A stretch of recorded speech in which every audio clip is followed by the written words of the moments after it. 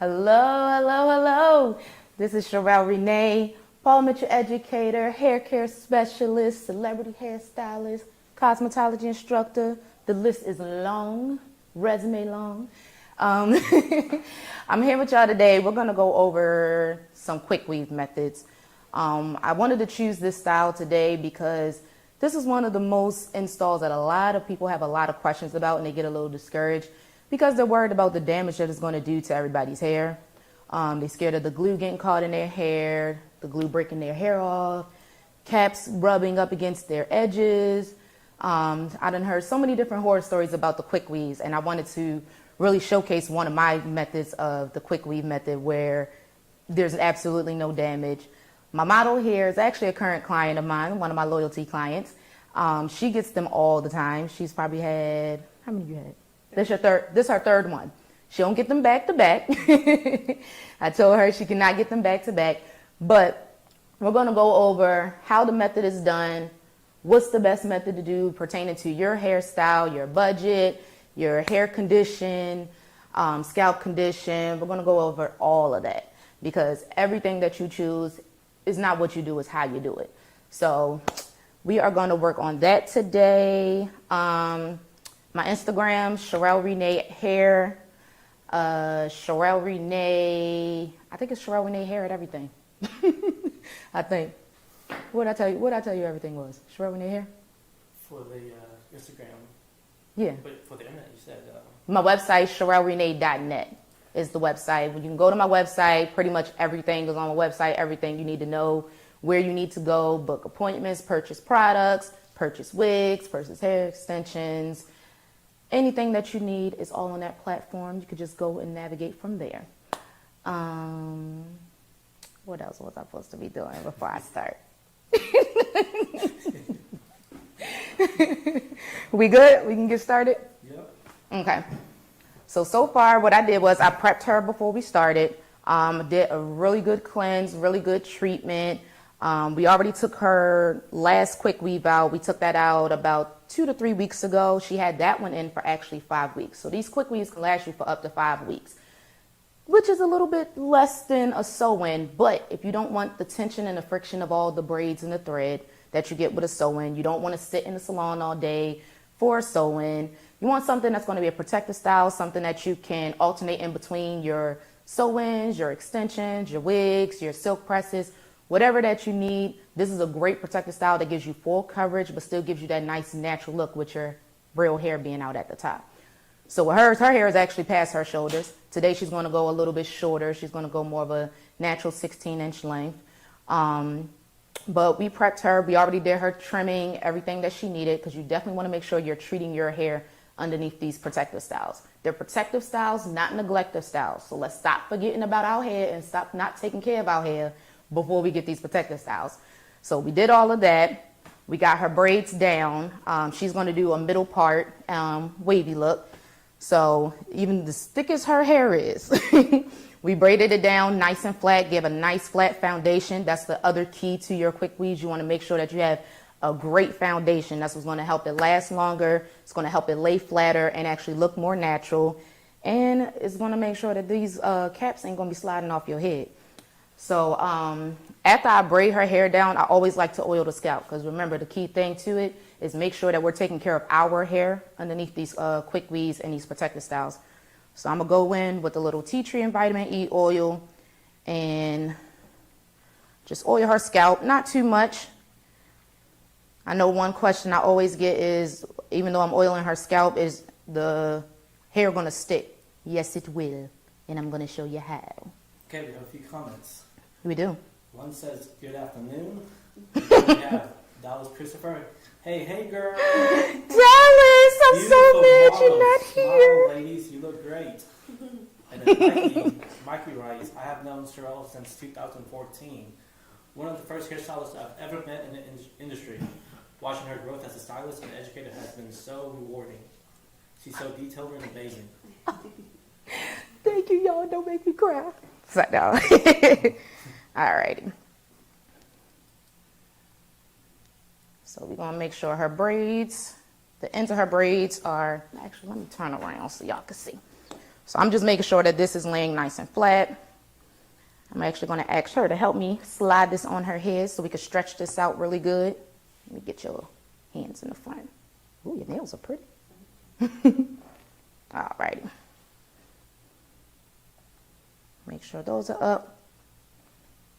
And of course, it's a little different with clients with shorter hair.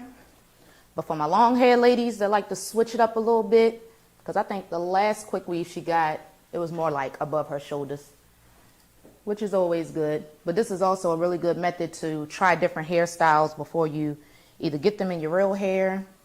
Her sister is actually coming in soon to get hers done in a different color because she wants to try a new color. So that's another good reason to do these quick weaves. It's a little trial.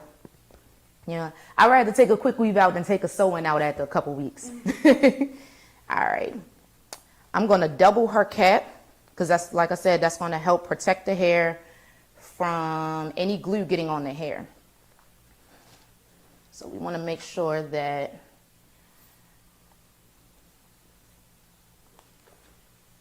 we are covering it all the way.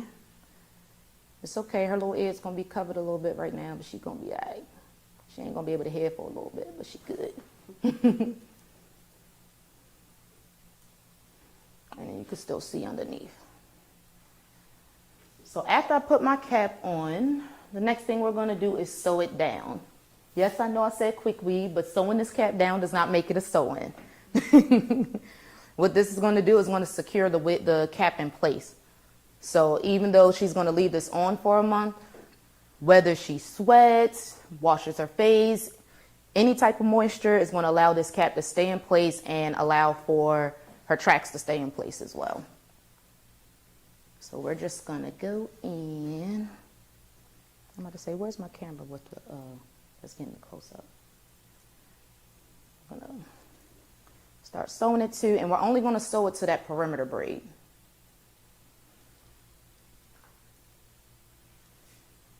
You don't got to do like a full sew-in. This is literally, if you do sew-ins, if you get sew-ins and you ever had a weaving net put on, or if you actually perform sew-ins, you have ever used a weaving net, this is pretty much the same thing. You're using that net as a anchor and a foundation for the glue-in. We have a question. Oh, cool. What's the question? From Dallas Christopher. What hair are you using for the technique? What hair? Wait, hold on. We gonna use private label, of course. And we are not using private label just because I'm here today. We actually use this for her quick weaves, and she loved the quality of hair. So we definitely told her to stick around with this. She tried it one time for a quick weave, and that was it from there. She was like, okay, where do I go get my hair from again? Where's that place? Private Label, Atlanta. I know we got some new locations too, though. What we got? Greenville. Greenville. Oh yeah. Oh wait, it is one in Marietta now. Smyrna. Okay, Mikey, you better get it. I said every couple months I turn around, there's a new location. That's what I'm talking about. Because I be telling everybody about this, okay? So nothing fancy, no micro stitching how I normally do with the sewing, because I'm not sewing down tracks right now. We are just going to sew this down. Like I said, it's just her foundation.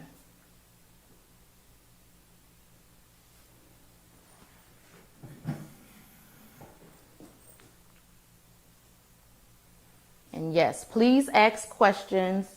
I will kind of get in my zone and possibly forget to say some things. But please feel free to ask questions, comment. If you have anything to say, please feel free to do so. And all I'm doing, and because this cap is a stocking cap, you can actually see through it. So I can actually see where her braids are and where I'm sewing it down to. And like I said, we're going to stick to sewing it down to that perimeter. And make sure her foundation is nice and strong.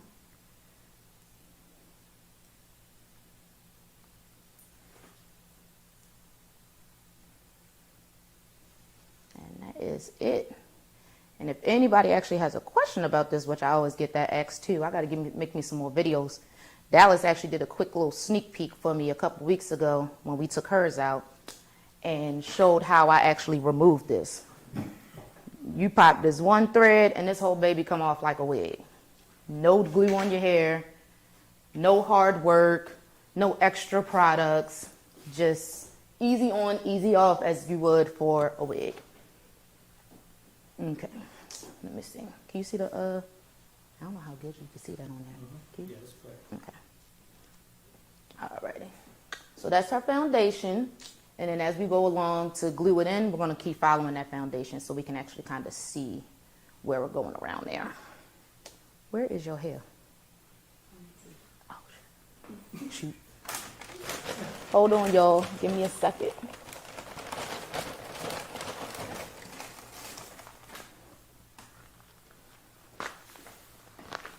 Private label. Which one is this? This the Brazilian body wave? Yup. I know this hair.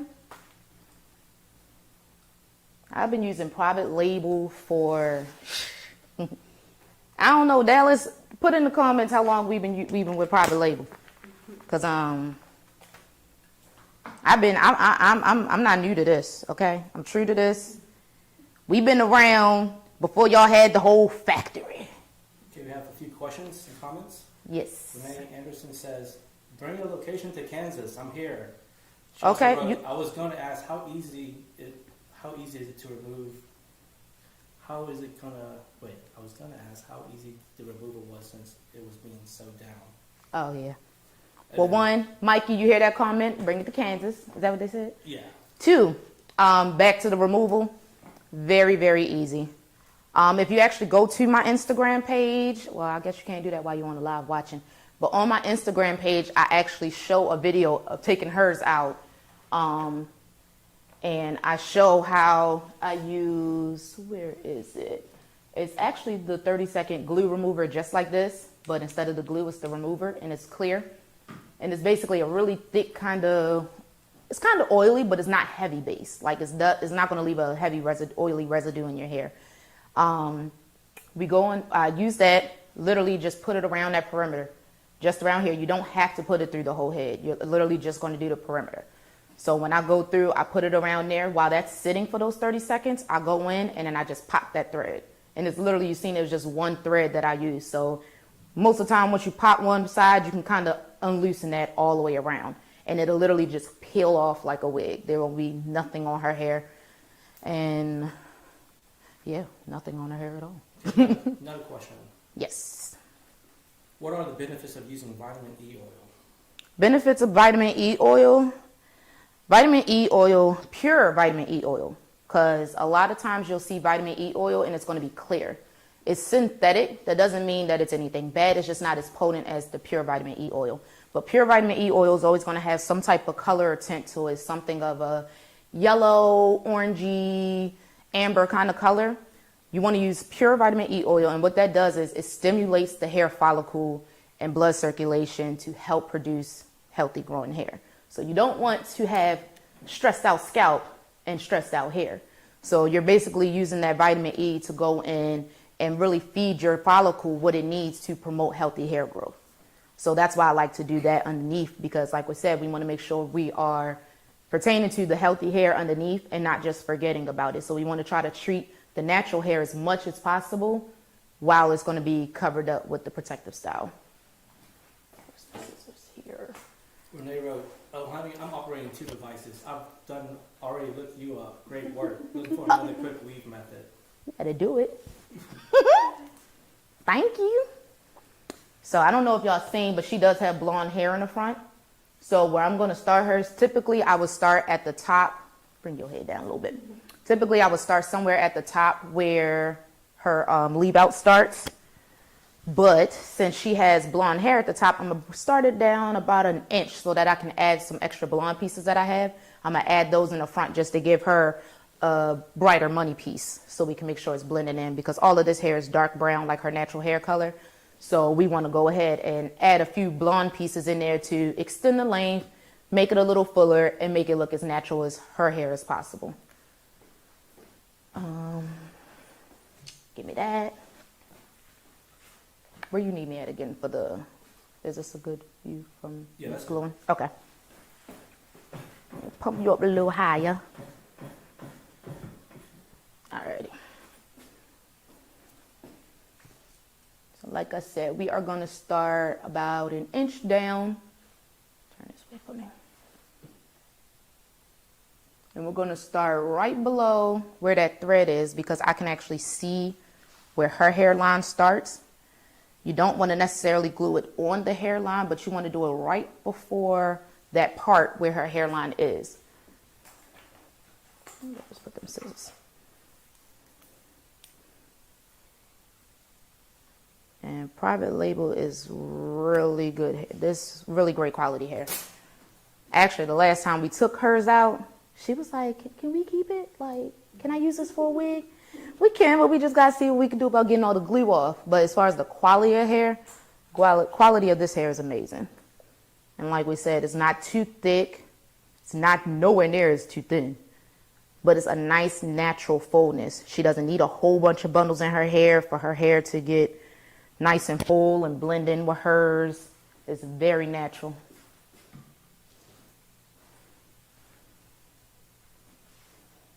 We're gonna, let me bring you over here so this camera can see. So we're gonna start there. Bring her around.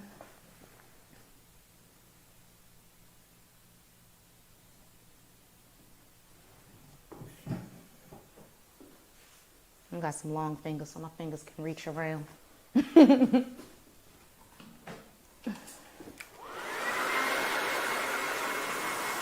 ever want to speed up your drying process?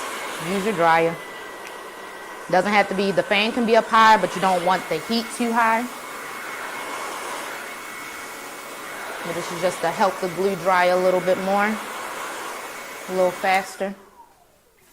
I could put that in my pocket. Alrighty, get this one last little corner.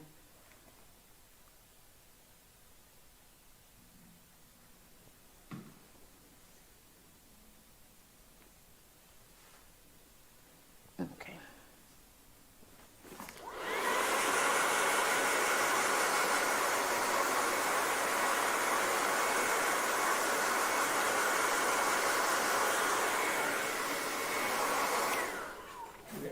We have a question. Mm-hmm. Do the season determine how long? I'm sorry. Do the season determine how long you should keep the weave in, since it's so humid and hot in the summertime, or is there a standard timeline regardless of the season? Say that one more time. Do the seasons determine how long you should keep the weave in? No, typically, I mean, honestly, no matter what you have in your hair, you want to make sure you're taking the time out to cleanse your hair. So anything, even with sew-ins and wigs and all of that, you want to at least cleanse your hair at least once a month. So that's why typically we don't like to go past 4 to 5 weeks with the quick weave. So no matter the season, I don't let my clients go past 5 weeks. Her 5 weeks, she was itching today. But I don't let them go past 5 weeks because even if it is still, like, even when she came in, it was still nice and firm. Everything was still in place, but it was just time to clean her hair. So even if it's lasting, even with these sew-ins, I know y'all try to hold on to these sew-ins forever. Even though the sew-in is still nice and firm, the threads are tight, nothing's loose, but you have that new growth coming in and your scalp is, needs to be thoroughly cleansed underneath, you want to make sure you're spending the time out to do that. So you don't want to leave it in too long. So regardless of the season, that'll kind of, I don't go by seasons. I hope that answered the question. Now, 2 things. Typically, most people would start in the back. I like to start around the front because that's going to give her a nice natural look. If the wind blows, if she pulls it back behind her ear, if she wants to pull it back. I mean, she may not be able to pull into a high ponytail because we left a very little of her edges out because she just doesn't plan on pulling it up. Typically, you can pull it up if you want to. You just got to leave enough hair out around the perimeter to do so. So with her, she doesn't care to do all of that. She just wants it to look natural. So I left a little bit out, but I pulled this all the way up around here, right underneath that braid that I was talking about that we sewed the cap down to. And that's going to give her, when you pull it back, you don't see any of the weft of the hair.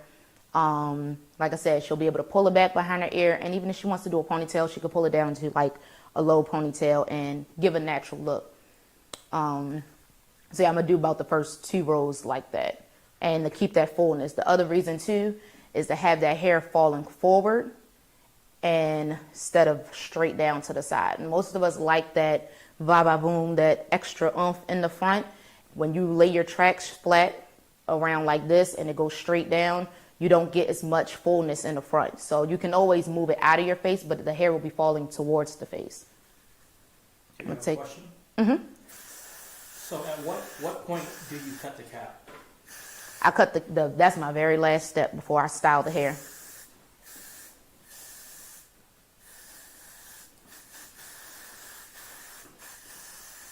So all I'm doing is just putting almost like another protective layer of this along with the cap.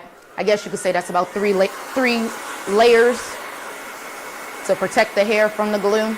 You got 2 caps, and then you put a layer of the holding spray, which I guess let me turn this off, which helps hold the tracks in place on the cap, but at the same time it puts just another extra layer and an extra shield over top of the hair.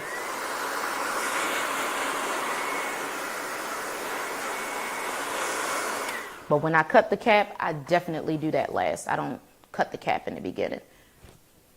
I like to make sure everything is in place exactly the way I need it, the way I need it to lay, where all the tracks and everything. I like to make sure all of that is in place first before cutting the cap.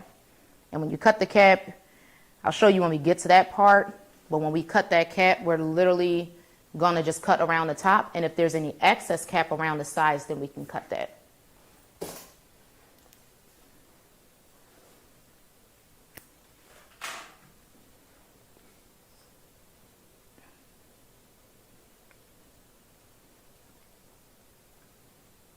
I'm trying to think what else. I can't think of nothing else right now. If you also have questions, please still ask. I don't know how good I'm getting in the camera for y'all to see. When you go to lay these tracks down, make sure you're using a little bit of tension. Not too much, because you don't want, because as you're pulling on the tracks to lay them down, it can make that cap a little tighter on the head. You don't want her to be too tight. You want it to be firm. You don't want it to fit like a glove, you know, because you want it to fit almost like a glove. You don't want it that tight, because you got to remember this is something that's staying on the head. So we want to make sure we're not going to give her no tension headaches with this. We want to make sure it's nice and comfortably firm and comfortably tight for her. But when you go to lay those tracks down, it's okay to pull and use a little tension to make sure that that the tracks are laying and that they're laying flat.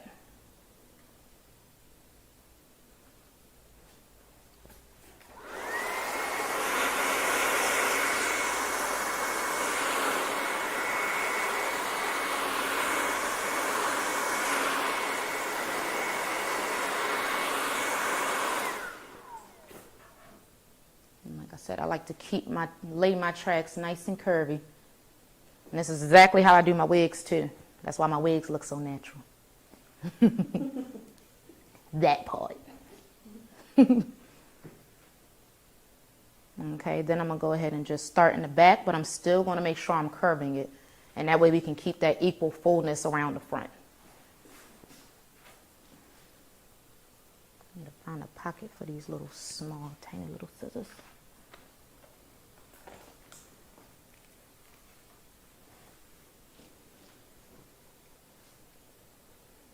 And like we said, quick weave is quick. If you don't like sitting in the salon all day for a sew-in, typically, what are we talking? Depending on how they doing it, depending on if you come wash and blow dried already, that'll determine your time. But we don't do that over here. We real stylists, we real professionals. I'm a full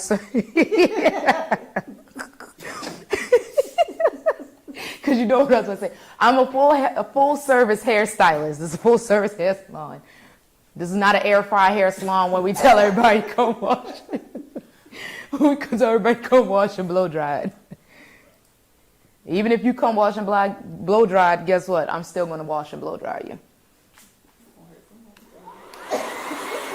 Oh well.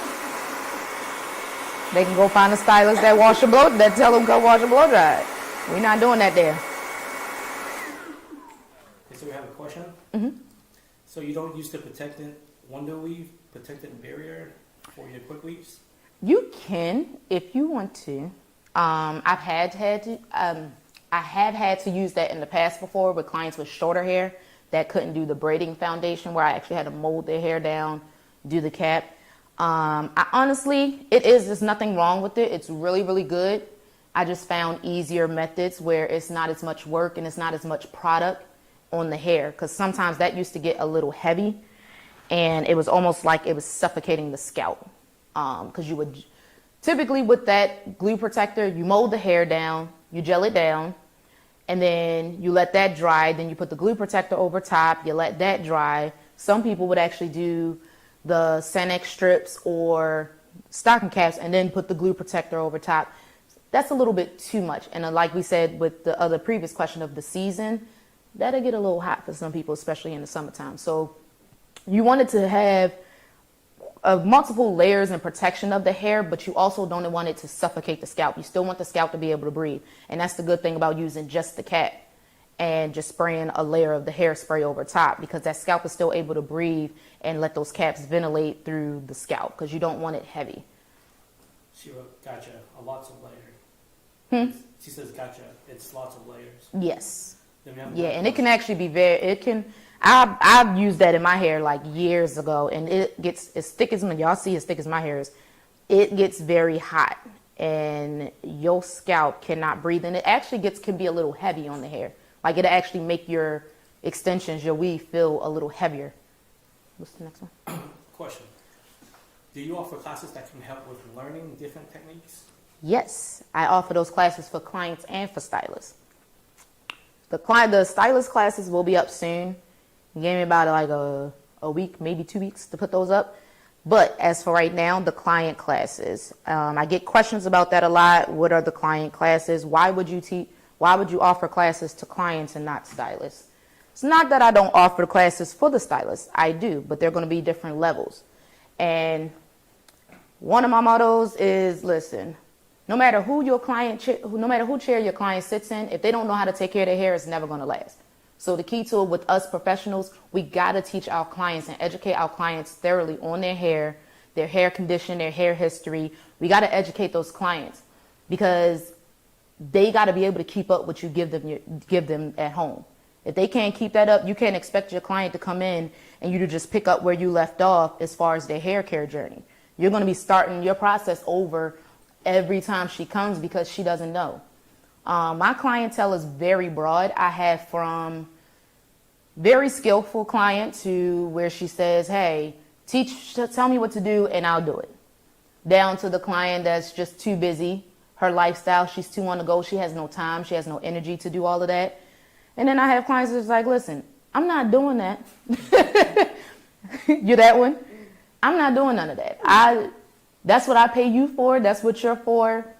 Cool. So that's why my target audience, I have to cater to every type of everyday woman, because the everyday woman honestly does not have, even if she has the skill to maintenance her hair at home, she doesn't have the time. She doesn't have the energy. She doesn't have the patience. So my biggest thing, I ask so many questions with my clients, because I want to make sure that I'm giving them something that they can keep up and take care of at home. Because no matter what, when I see them again, I'm not reconstructing her hair all over because she went home and tried to do things herself. And I tell my clients all the time, call me before you go on YouTube, please. Call me first. I will probably direct you to the right video on YouTube. But don't just go on YouTube and start listening to people. Listen to the person who actually works with your hair and seen your hair in person. Them people ain't never seen your hair before. And I just told my client the other day, I said, you can go on YouTube. That girl, the lady on there, she can have the same exact curl pattern, the same hair color, same everything as you. But y'all don't have the same lifestyle. Y'all don't have the same hair condition and scalp condition. You know, it's so many factors that you got to take and put in consideration when choosing your hairstyles. I know we choose them because they're trendy. Oh, I want to try this. I want to try that. But there's a lot of things that you got to really take in consideration. You got to take in your hair history. You got to take in consideration your lifestyle, how much time. Part of my consultation form, I ask my clients, how much time do you have to take it to maintenance your hair every day? And most of them will literally put from 15 to 30 minutes in the morning. That's all the time they have in the morning to maintenance their hair. That tells me don't give them something that they don't have time for. That doesn't waste my time and my talent. That doesn't waste her money and her time. So you want to make sure you're giving the client exactly what she can maintain at home. Also, your budget. This is one of the things I tell my clients. They want the sew-ins. The sew-ins could be a little costly, especially when you're getting, depending on the type of hair that you're using. So if you want something that you're not going to keep in that long, but you don't want, like I said, the time and the cost of paying for a sew-in, try a quick weave. They're a little more cost efficient and less time consuming. Because I know that's the one thing now. We getting a little impatient. We getting a little lazy. We got to do what works for us, and everybody is different. I've had people ask for certain wigs. Oh, I want that exact wig that she has. And then when I go explain to her the type of wig, oh, I don't want that type of hair. I don't want this, and I want to be able to do this, and I want to be able to do that. Okay, well, then you don't want her wig. You just want her style. So keep that in mind when y'all are choosing looks, that y'all literally are choosing just the look. Because a sew-in, a quick weave, micro lengths, tape-ins, clip-ins can all give somebody the exact same look, but the process of her install was completely different. So make sure, professionals, you are asking your clients as many questions. Ask questions. A lot of us professionals got to ask more questions. That'll honestly save us a lot of conflict with some of these clients, especially new clients or clients trying new things. Ask questions. And clients, ask your stylist questions. So what if she get intimidated for you asking her questions about a service that they're about to provide for you, that you about to pay your hard working money for? You don't need to be sitting in her chair. As a business, I should be able to verbally speak to someone and ask them questions about something that I'm about to get done, something I'm about to pay for, something that's sitting on my head that I got to maintenance without them. I should be able to ask them questions to make sure that, one, I'm taking the right measures of taking care of this, and that they at least sound like they know what they're doing. You got to at least sound like it. But nah, you really got to know what you're doing. Okay, we have a comment. Yes. She writes, exactly, that is the question I always ask my clients. Mm-hmm. What are you able to maintain at home? Don't ask for something you can't care for. Yep. And a lot of stylists will not ask those questions. You really got to ask that. I've been having a lot of people ask about the tape-ins and the micro links. And I'm going to be honest with you. The first two things I tell them that they got to consider, it requires salon maintenance. That's the first thing. If you're not able to come in a salon, you don't want to come in a salon to come and get this professionally maintenance, that's not the right service for you. I can give you that same look, but give you something more low maintenance that you can take care of at home yourself. But something like anything that's more of a luxury type of service, like micro links, tape-ins, some sew-ins, and even wigs, those are going to require salon maintenance, salon upkeep. Well, I'll say professional upkeep. And you want something that's more temporary, you can go for more clip-ins, quick weaves, those type of styles. But definitely ask those questions, please. Someone comment, you're more than a hairstylist, you're an educator. Dang. I think my certificate says that. But no, I am. I'm an educator first. Because I feel like no matter if you're a professional or a client, you got to know what you're doing, especially as this industry has gotten so oversaturated. We got to educate ourselves. We got to remember, these are real people with real scalps and real hair. These ain't baby dolls. These aren't mannequins. These aren't Barbie, the little dream dolls that you would play with when you was younger. These are real clients with real people, real life, real going through real things. So we really got to ask them as many questions as we can to better assist them with their hair at home. A few other things to take in consideration too is your health. Not just your hair condition, but your health, what they're doing, your diet, your exercise. A lot of that has to do with how your hair is growing as well. Because your hair doesn't just grow, it's not a part of your body, it grows from your body. It's literally a part of your body. No matter what, anytime you have anything going on with your body, your skin, start paying attention to your hair around that time. Because your hair is functioning just as much as that is. So when you take that in consideration, your diet, I done fixed a lot of people hair issues and challenges with just telling them to drink more water. That's one of the major things. Drink more water. What's your water intake? Before I tell them to go blame a stylist or a service of what they got done, first thing I always ask them, how's your diet? Are you on any medication? What's your stress level? How active are you? These are some things to take in consideration. A lot of our issues with our hair and why our hair is having so many challenges is really because of what's going on internal, bodily internal changes. Like some of these things we can't control, hormones.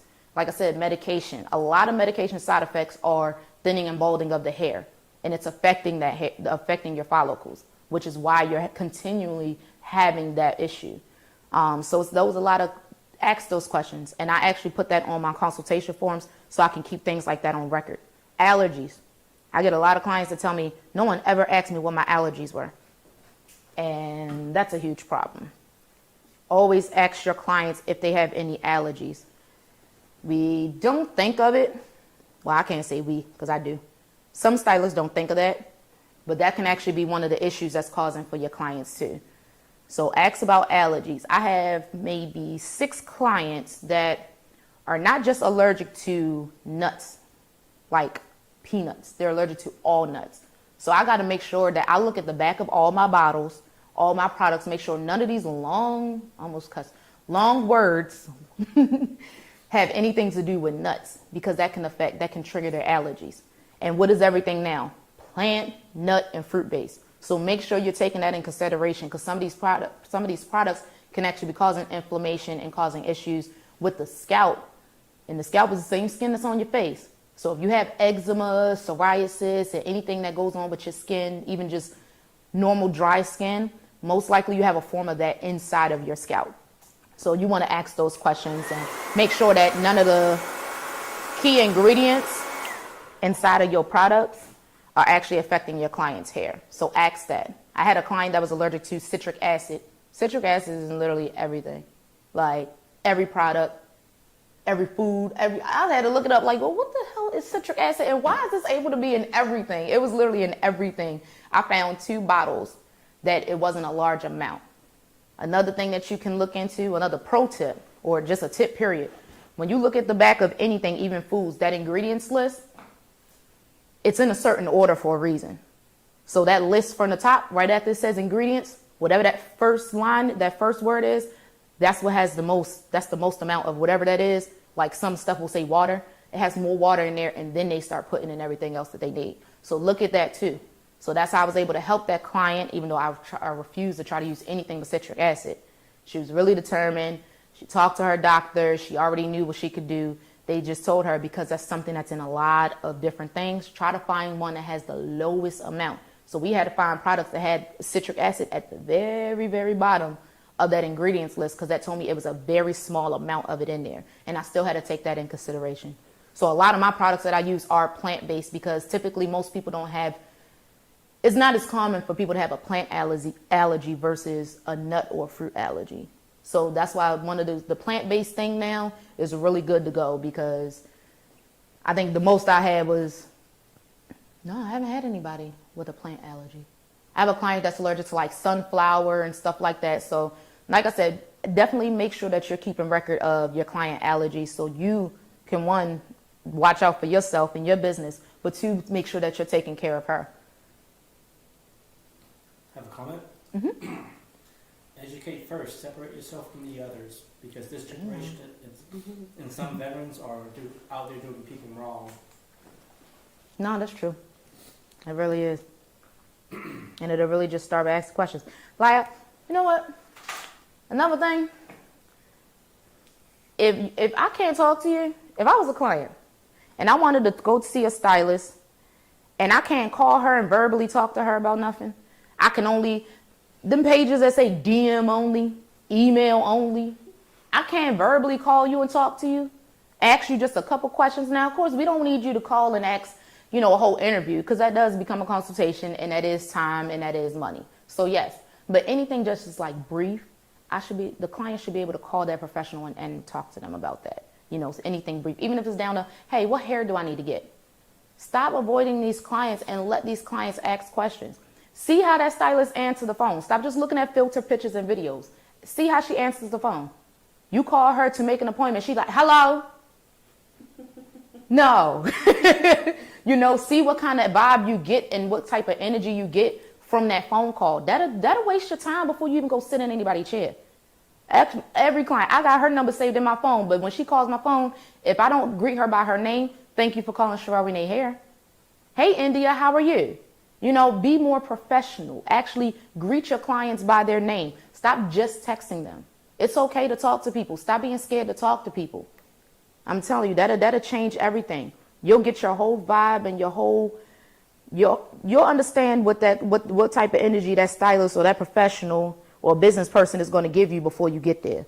Find out before you go sit in their chair, waste your time and money, and now you're trying to blast somebody on the internet. And stylists, stop doing that too. Everything don't need to be blasted on the internet. You can handle a lot of this stuff in private and still get the result that you want. And as tempting as it is, because I had a situation recently, and I could have, but out of respect for my business, I didn't want that labeled for me. I didn't want to be like, oh, if I have a conflict with a stylist, she's going to go blast me on the internet. You can handle all of that in private and honestly, you're probably going to get a better result doing that. I don't believe in all that blasting as much as I want to. And every client told me, you need to post her. I ain't going to do that. We're going to handle this professionally.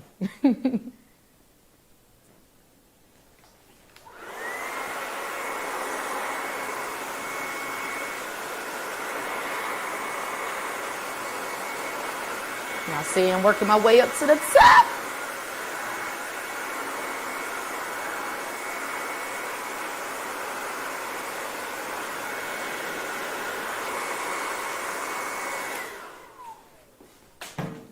So now that I see I'm making my way up, what I'm going to do next, I'm going to actually go in, because, bring your head down a little bit.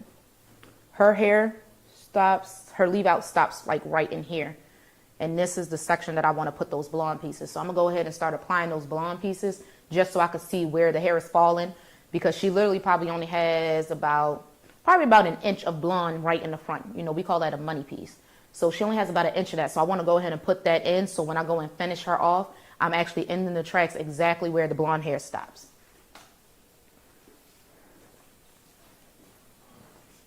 And I know this looks a little bright, but you're going to see exactly how this blends, because this is exactly how her hair is colored. I try to color match my client's hair as close as possible so we can get a nice natural blend and it looks natural. Keyword, natural, natural, natural, natural.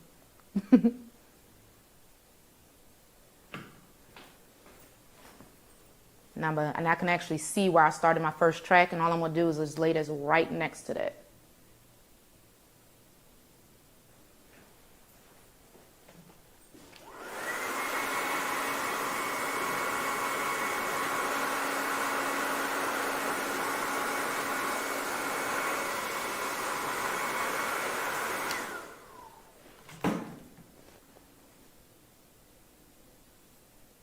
I don't know how y'all be doing this with longer nails than this, because my clients be asking me how I do it with my nails. I can't imagine my nails being any longer than this, because the way my finger just got caught between your track just now.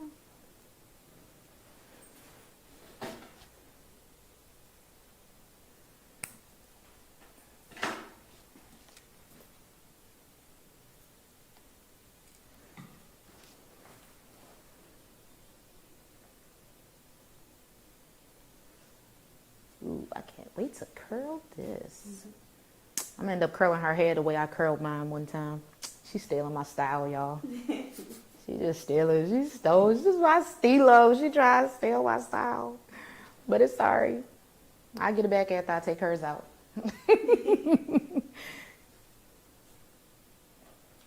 One of my friends is like that. Don't get the same hairstyle while she got it.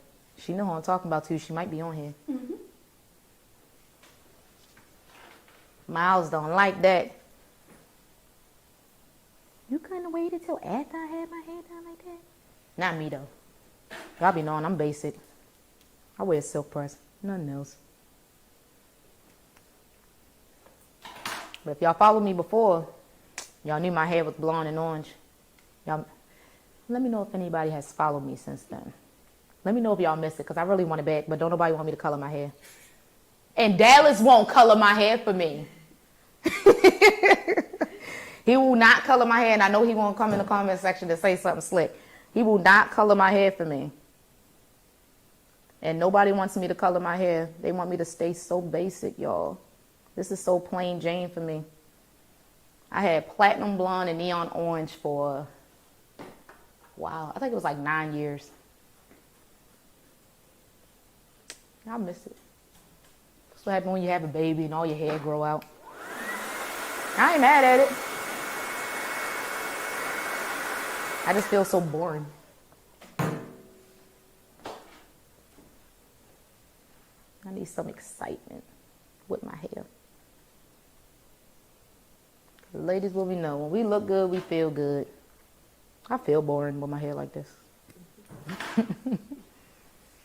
question somebody might forget to ask or might think about asking. What's that? Speak it up a little bit. So once having this in for a while and it may start to get oily and not hold a curl as much, what can you do to refresh that? Honestly, you could do, it's a couple different things you could do. You could do dry shampoo. Dry shampoo is basically like a powdered kind of spray. It's a powder base, but it's in a spray. That will actually go in there because with the powder base, it literally absorbs all of the oil, and you kind of just like brush that through, and that'll help brush all the oils out the hair. You could do that. I've had some clients actually wash the hair. Just be very careful of getting all the way down to the roots, just to kind of freshen it up a little bit. Quick wash. You can even do that with your leave out. You can wash your leave out instead of all of this, because sometimes it's really your hair that's oily instead of the tracks. If your tracks are still good, you can literally just bend your head down a little bit, wash that, like you would do with a sewing. Wash that leave out a little bit, freshen that up, and then you'll be good. But the dry shampoo spray is really, really, really good to use. I use that for a lot of my extensions and wigs. Like when our clients come in for a recurl or a restyle, I'll actually do a whole dry shampoo process first, and then I'll go in and kind of blow dry it, loosen it up, smooth it out, and then go from there. Anytime you ever have to recurl, always blow dry first. I never go straight in, even if it's just a silk press, I never go straight in with an iron right after that. I go in with a blow dryer. The blow dryer will smooth it out enough, and you rather have hot air in your hair than hot metal plates. So always try to blow dry it first, because that blow dryer can smooth it out just enough where, if anything, if you have to use curling irons or a flat iron, you can do just your roots. You don't have to recurl your entire head from from roots to ends. So you don't have to worry about as much heat damage. So I have clients that literally get silk presses all the time, and every time I curl their hair, wash their hair still curls up. No one's losing their curl pattern because of the measures that I'm taking to protect their hair from the heat. I think we're good. I think we lined it up pretty good. So now I'm gonna go back in with my dark, with my brown, because most of her color is around her perimeter. Most of her hair is actually still dark brown at the top. I have a before picture, video of her hair on my page. I want to say, when did I post that? Dang, I don't know. We've been doing good recently. We've been posting a lot. We posted a lot of cards, and I don't know where my stuff at on my page no more. But it's up there. You just got to take the time and look.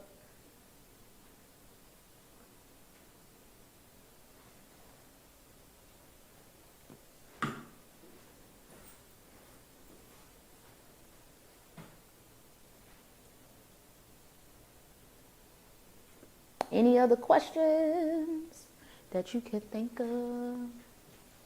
What you need, what you want to know?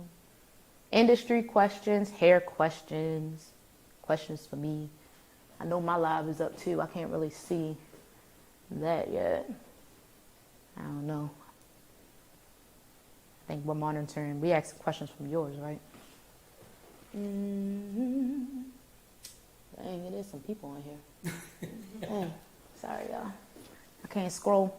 But what I can do is, too, on my live, if anybody's on there asking questions, I'll save the video and I'll make sure that I'll comment. When I post this, I'll comment to your question if I didn't already answer it. Or you could tune into Private Labels Live, which is where we're monitoring the questions and comments from. And you can leave them on there so that he can read them to me now. I mean, I appreciate y'all coming to mine. We have the comments. He says, I'm taking notes. Could you share your Instagram again so I can follow you? My Instagram, Sherelle Renee Hair. Let me spell it for you since Dallas is not here to clown me of how the spelling of my name and all the E's. It is CHERELLERENEE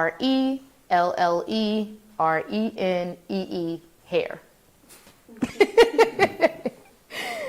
Yes, a lot of E's. Don't blame me, blame my mama.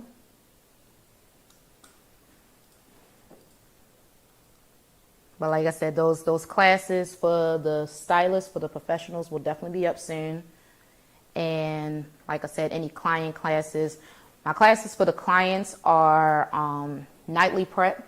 You'd be surprised how many women and literally have challenges with simply wrapping and pin curling their hair. Even when they wear like a wash and go or a natural style. How do I pin this up at night without having to re-wet my entire head every day? How to wrap up their extensions and their weaves and all of that. So that's a class. Another class for the clients are the DIY wig maintenance, the wig care, showing clients how to properly maintenance their wigs at home. Even though I do offer salon services, you can literally drop your wig off to get maintenance if you need to. But for the clients that want to actually, which is the purpose of them investing in a wig, is to work and do some of the stuff at home, I do offer classes. And with my wigs, you get a kit. So you get the proper tools, products, and equipment that you need, the brushes, pretty much all the products that I use in the salon on my clients, I sell and I provide for my clients so that they can best take care of their hair at home. That's the best way.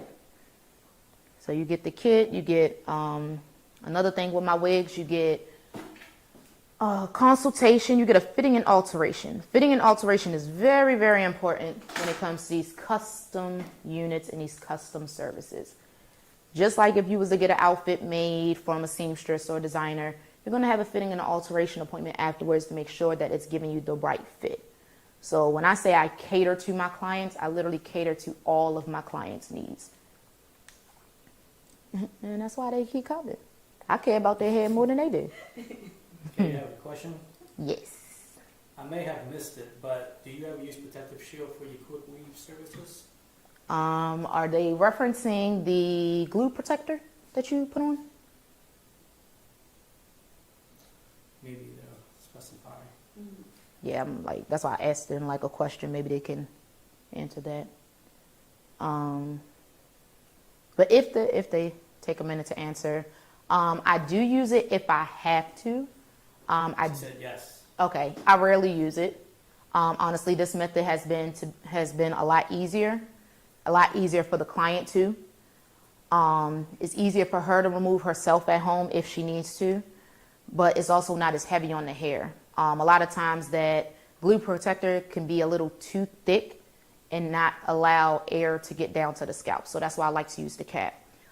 With the cap, she actually has 2 caps on. So I'll, sorry, my thing was paused. I do 2 caps and then I sew them, both caps down to the perimeter braid. And then I start gluing over top of that. Well, actually, I put a layer of hairspray over top of it and then glue on top of that. But I like the ventilation that the cap gives versus having a gel mold and then use a glue protector and doing all these layers. It can be really heavy on the scalp. And like we said, we don't want to suffocate the scalp. We want the scalp to breathe because you want to protect the hair and the scalp during your protective styles. What we say, protective styles, not neglective styles. I need to trademark that. So I guess this is one of your clients. Mm-hmm. I might butcher her name. Taryn. Hargrove. Mm-hmm. She said to visit the custom wig mastery page on your website. Bam, there she go. She does my marketing. Okay. That's my marketing manager. So yeah, she's probably going to be in the comments redirecting y'all to wherever y'all need with some of y'all questions. So yes, please look at Taryn. If you see her in the comments section, she should be able to tag y'all. But if not, just definitely reference her comments because she will be directing y'all where to go since I'm like not hands-free right now. And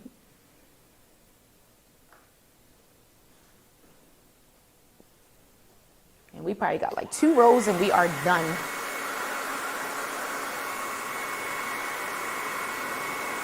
I really, really, really, I live for a quick little quick weave. And like we said, it's not what you do, it's how you do it. And honestly, no matter what you do to your hair, it can damage it. You can shampoo your hair aggressively and detangle aggressively and improperly and use the wrong products and damage your hair. So I don't like when people say, oh, quick weaves damage your hair, color damages your hair, wigs damage your hair, sew-ins damage your hair, braids damages your hair. Everything can damage your hair if it's not handled properly and not handled with the right tools and the right equipment and the right products to use it. So any of that can damage your hair, but it's really using the right install and doing the right process to protect the hair. And not just when you do it, but when you remove it too. A lot of people remove their braids, their quick weaves, especially ripping them tracks out the head, and sew-ins. A lot of people remove these three services improperly. Like, you should not be ripping your tracks out. You should definitely be putting something on that's made to loosen this up. Even wigs. I see a lot of people just pulling that lace off and watching their whole forehead look like it's about to peel off because of the way that they are taking these tracks out there. I mean, taking these wigs off their head. Y'all have got to make sure that y'all are removing and uninstalling these services the right way. I've had clients damage their hair just being aggressive with detangling because the hair is weak and fragile and very delicate when it's wet. And us manhandling our hair and doing all of this and snagging, getting frustrated, getting tired. Yeah, the whole process of that, there's certain little things that you can do to make that process easier where you don't have to be so aggressive. So you really want to be careful with how everything is being done. Because I done heard plenty of people say certain things damage your hair. Oh, I don't want to get that because it damages your hair. Well, doesn't that damage your hair? I don't want to get that. Well, I was thinking about it, but doesn't it damage your hair? Everything can. So like I said, it's not what you do, but how you do it. And you want to make sure you're doing it and doing it right. I actually cannot see where your hair stop at right here. Oh, it's right there. We are on that very last row. So if you could see where that camera at the top, I can actually put her head down, and we are at the very, very top, right where her leave out is parted out at. We definitely want to make sure that one at the top is nice and tight.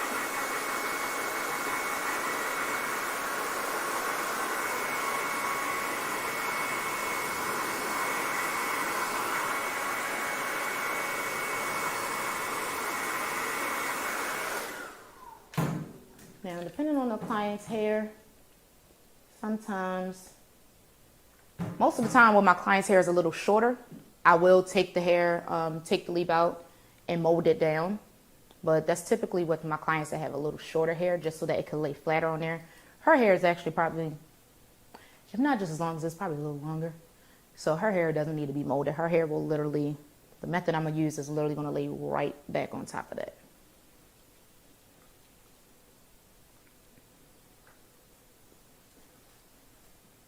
I got some hair left over. I'm going to add one more little piece right here. Actually, I don't need it. Okay, let me make sure that's down nice and tight.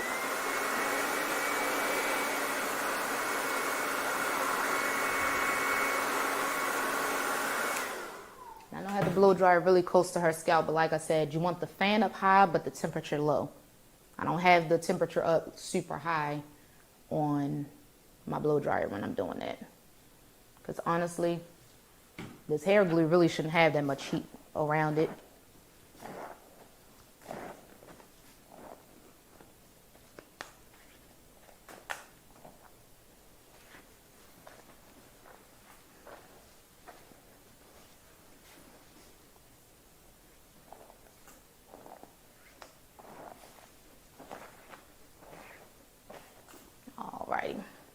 So here goes some of y'all favorite part is cutting this cap off. So what I like to do, I will, what's the best view for me to do this top part? I can see Just- it. from the you can top. see it? Okay. Yeah, yeah. So I'll pull my cap up and put just a little hole in there. Let me see, bring your head down a little bit. What you'll see is, you'll see the cap just kind of spread out on its own. And then I can kind of cut from there and see where I'm cutting at. This is the first cap that I'm cutting off. We have a comment that says, I'm loving the money pieces. Okay. And her hair is actually colored like this. That's why we're doing it. Because like we said, we want a natural blend. And you're going to lift that up. Grab that second one. And we are actually glued all the way to her leave out. Going here. I don't know if y'all can see. I know when I be recording my videos, my arm be all in the way. Felt like freedom, didn't it? Very last step, y'all. Cut that cap off last. Because if you ever had to go back in and add hair, you still got some excess cap up there that you can use, so you don't have to worry about putting it on her hair. So, around the sides where we see that excess cap, we're going to cut that too.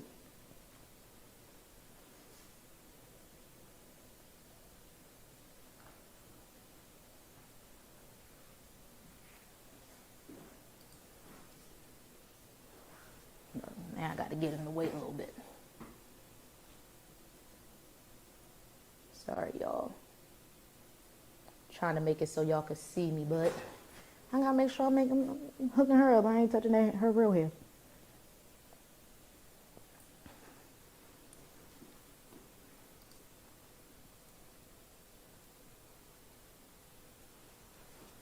Bam. So Taryn writes, with certain styles such as summers, many stylists believe the tighter the better because the style will last longer. What are your thoughts on this? The tighter the better? No. I'll say the firmer the better. You don't want it to, it doesn't have to be super, super tight, especially with sew-ins, because you got to remember, you're braiding, you have your braiding foundation, then you're going to go sew over top of that. So you don't want it to be too tight. If anything, you want your braids to be firm, and then you want your stitching to be proper, because you don't want to stitch it too tight, because that's what will cause all of that tension and that stress on the scalp, which will then cause the hair to thin out at the root. It can cause scalp inflammation. It can be very irritating to the scalp. So you definitely don't want it to be tight. Like I said, you want it to be firm. Same thing with wigs. I don't believe in making it fit like a glove. I believe in making it fit comfortably for you. Because even sometimes you can have gloves on for too long and your hands will feel irritated. So you don't want anything to be too tight. Because you got to remember, these are things that last on the hair for weeks, months possibly. So you don't want it to be that tight, that long. You want to make sure that no matter what, it's comfortable for the client. So constantly ask her, how does it feel? Is it tight anywhere? Ask her these questions while you're doing it, because if you wait till the end, you may not be able to adjust it. I can adjust as I go.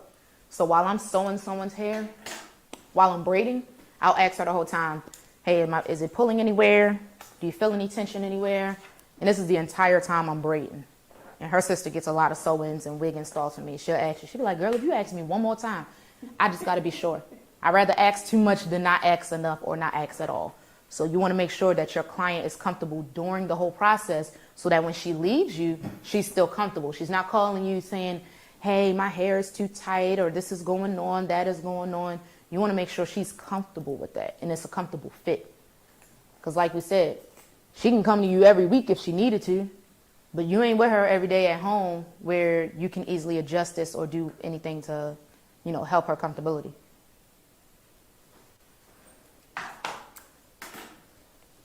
Take her twist out. This is her leave out that we're going to leave out.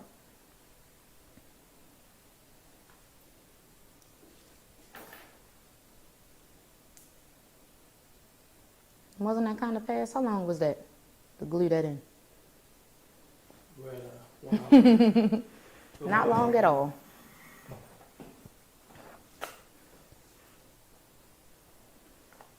Like we said, we got her money piece in the front. So after that, I like to go in and do a nice smooth blow dry. Like I said, it always makes your curling process easier when you go and, give you a nice smooth The key to anything is foundation. Smooth foundation, firm foundation, clean foundation. Foundation is everything.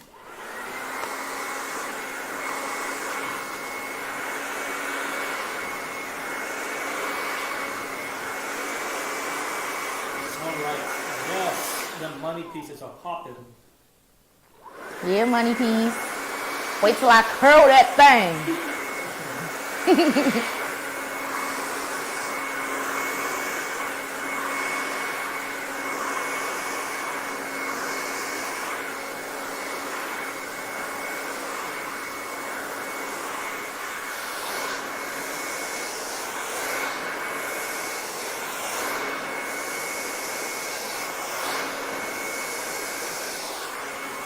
Okay, it's giving natural sewing, but it's not.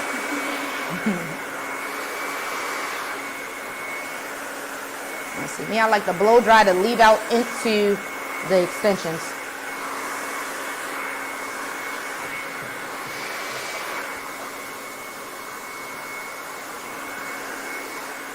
And a nice natural blend.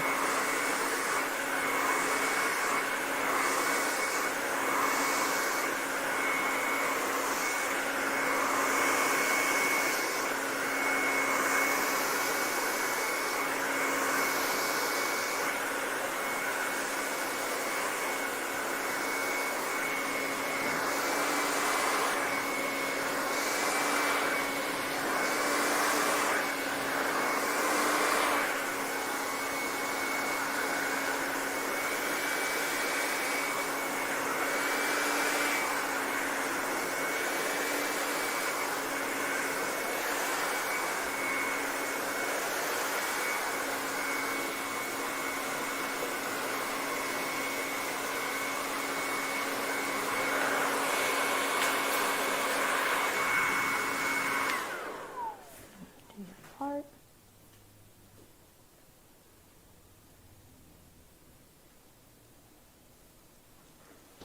Let me see. You in the middle? Yep.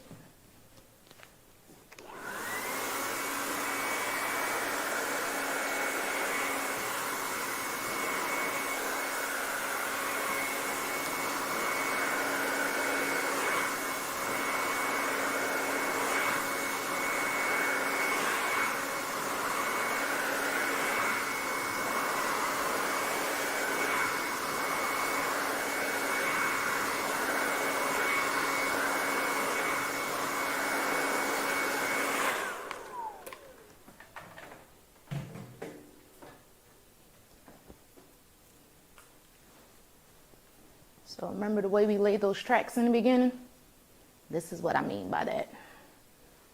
She is now able to pull it back in a nice flat ponytail. No tracks showing. We left just enough hair out to literally just cover her tracks. But enough where she wanted to tuck behind the ear, give her a nice natural look, she can. That's the key to putting that track aligning here, while also giving her the ability to have it come and fall right in the front. Yes. So she gets that effect of the hair falling right in the front versus always being here. Most of us like that swoopy kind of look without hair. So we're able to do that. Alrighty. I'm going to do her leave out first. I think my phone about to die. Oh, no, it's not. It is. I lied.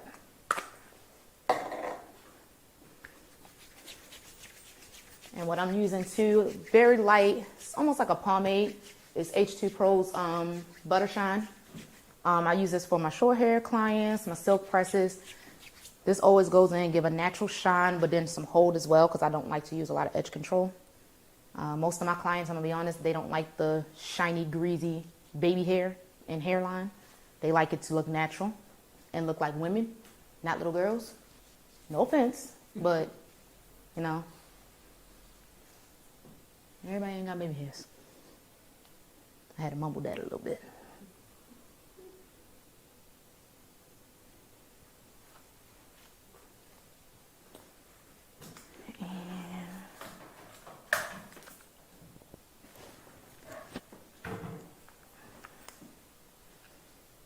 And like I said, it's very lightweight, so her hair is still gonna be have some mobility.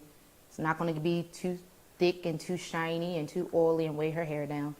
She's still gonna be able to have a nice, smooth, shiny look, but like I said, without that buildup and residue of the edge control. Look at that. Sorry.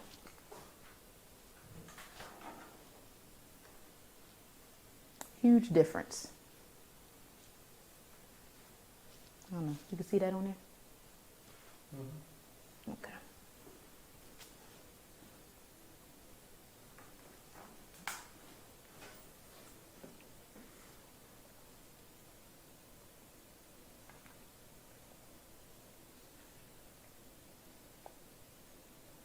And with her client, always adjust your methods, your products, and your tools according to the specific client that you're working on. So with her hair, with India's hair, her hair is pretty thick, but her texture is very, very soft. So I never use a lot of heat on her. My iron is on, it's about 360 maybe. It's between 350 and 370. So I don't like to use a whole lot of heat either. You know, you, like I said, adjust your temperature according to that specific client that you're working with, because everybody can't use the same amount of heat. We have a comment. I'm Candy Girl writes, beautiful. Thanks, girl. Appreciate it.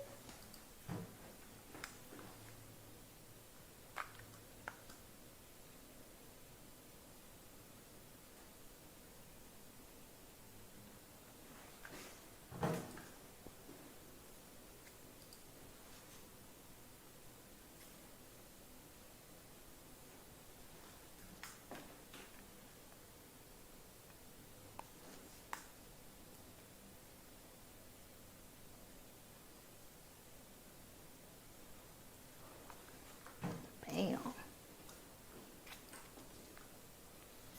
Renee writes, flawless. Thank you, thank you. Had to give a little bow back here. And then the question is, for those that work out in sweat, how often should they flat iron their leave out? Not often, but that's where you can use that method of blow drying. Always blow dry first. So for my people who sweat, perspire, I do the same. I'm doing it now, actually. When I leave out of here, I'm gonna go blow dry my hair, and I'm gonna go wrap it. Like, that's my method, like, really. And that's how I eliminate using as much heat on my hair. So when you're working out, and even tell this to your clients, and I'm actually glad, in a way, I ain't glad because I hate sweating, but in a way I'm glad that I go through the same things, some of the same things as my client, because I'm able to genuinely help them because I go through the same things. So when it comes to sweating, first, make sure you remove all of the moisture from your hair first. Do not blow dry on high heat. Blow dry on cool air just to absorb the sweat out of your hair first. Because you don't want anything with the heat is going to penetrate and push through the hair. So always do cool air first, because you don't want to push the sweat further into the hair. Because you'll actually notice if you blow dry sweaty hair on high heat, it takes a longer time for it to dry than it does with cool heat. So always make sure you do cool air first. Once you blow dry the hair with cool air, or honestly just let it air dry, you can let that air dry, the sweat air dry out of your hair. But to kind of help with that, sometimes I even spray a little dry shampoo in my hair, brush that through, because that helps, it has a nice light fragrance too, so that'll help with the smell as well. But always blow dry on cool air first, then go in and blow dry on warm to high heat with your blow dryer first. The blow dryer will smooth it out so much better.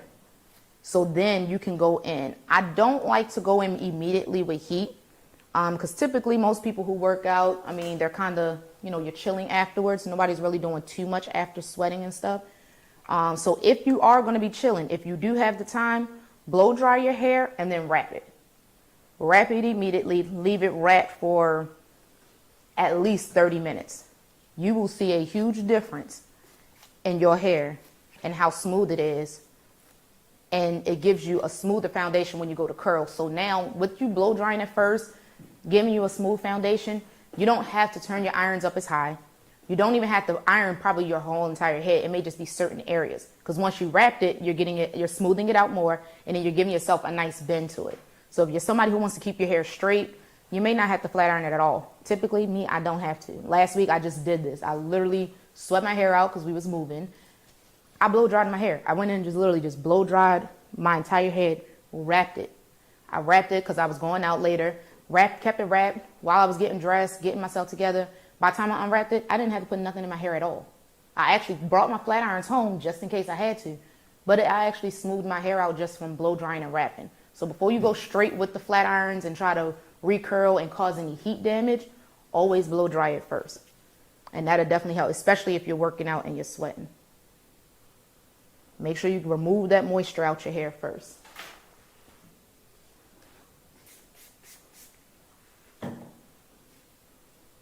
Look at that, nice and flat. So what I'm going to go in with her, we like to do just like a nice soft layered kind of cut. Nothing too fancy because like we said, we want to stay as natural as possible. We want this to look like her everyday hair.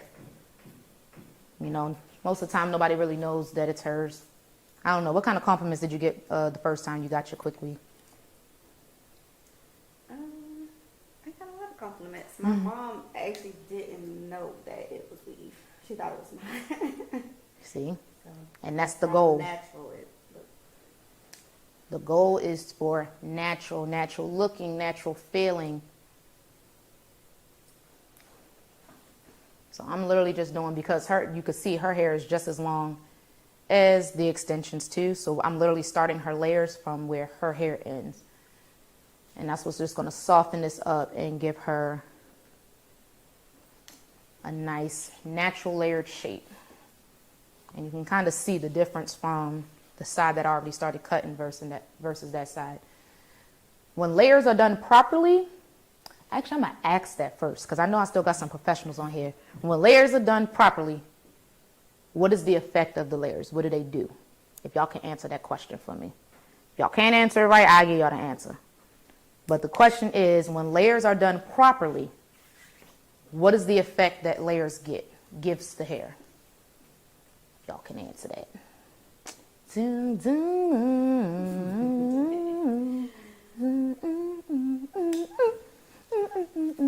I got in Dallas mode that time. But I ain't start twerking like Dallas. Oh. Dallas will like bust a twerk in a minute. That's the only thing I'm missing here.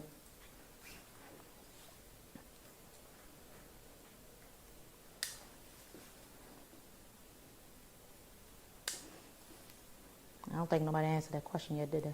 No, yeah. All right, I'm going to give y'all a few more minutes. I'm going to work my other side. I'm going to see if anybody can answer that question for me. Taryn, if you're still in there, I don't know if you heard my question, but type that question in there, see if anybody can answer it. Sorry, I got her working, doing my live.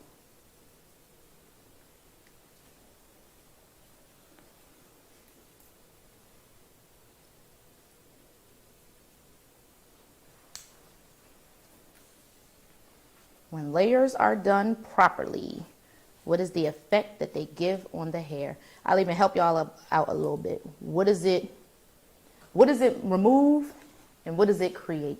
Somebody wrote mobility. That's one answer. What else? What does it remove? And what does it create? It does create mobility.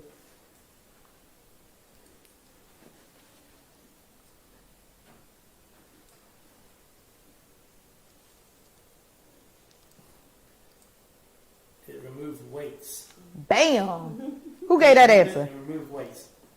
It says Facebook user on Facebook. Oh, okay. Yes. When layers are done properly, and I explain this to my clients so that they understand, because a lot of people are fooled by layers. As soon as you say layers in their mind, especially as a client, they don't know proper professional terminology. So to a client, it sounds like, oh my God, she's trying to cut all my hair off. I don't know why, but in their mind, when you hear layers, oh, I don't want layers. I want all one length. I don't want all my hair cut off. It's not. When layers are done properly, it removes weight and it creates body. It creates fullness and it creates movement, the mobility. And it should not affect the length and the perimeter of the hair. Layers is an internal haircut. So you're cutting into the hair, not cutting the actual outside perimeter of the hair. That's why you lift the hair up to cut into the hair instead of just around here. What most people will call a trim, if that's what they want to call it. I'm going to go in and just straighten up this line around here. Get my little scragglies.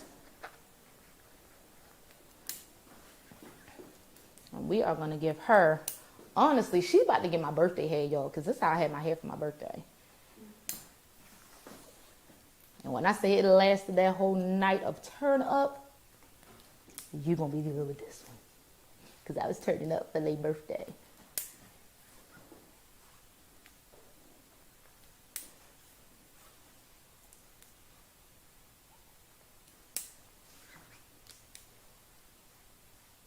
Dang, I wish I had a gift in here to give to whoever answered that question, right? Okay. That was real ghetto for me to do that just now. I'm sorry. That was real ghetto. Very ghetto, y'all. And see, if Dallas were here, he would have put out where I'm from and all of that. He would be like, y'all heard that, Pop? Y'all know where she got that from, right? Y'all know where she from, right? Trying to put me out on blast. All right. Trying to figure out how I'm gonna do these curls. Oh, phone just died. It sure did. Oh my God, that live is not saved. That means it's done. It's gone, ain't it? If my phone, if my Instagram is on live and it died, it ain't saved. Oh shit. Oh, dang, man. Dang. Oh well, we'll have this copy. Yeah. I'm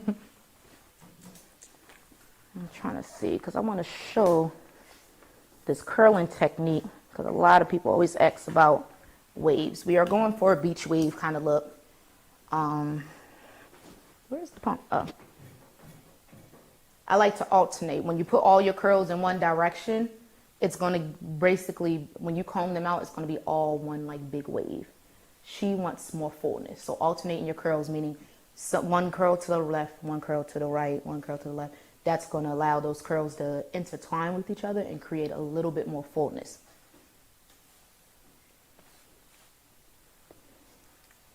Let's start it this way.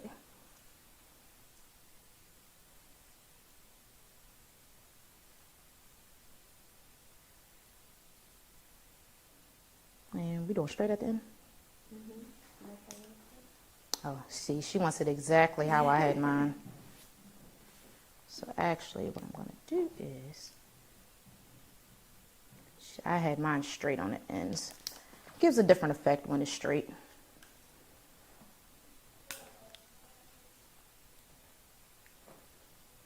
Dang, I cannot believe my phone just died like that. How disrespectful. That was so rude. Dang, and it means I won't have it saved.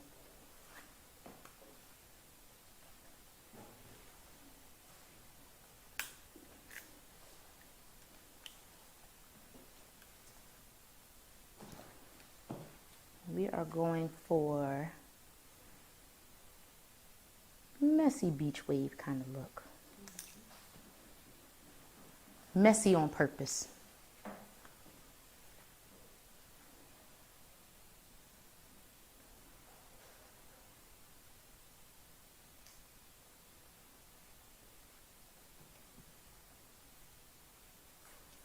So when you're going for the messier look, the curls don't have to be perfect.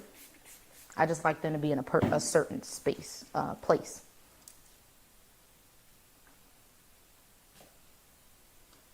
No perfect partings. But as far as my partings, one thing I do like to do is bricklay.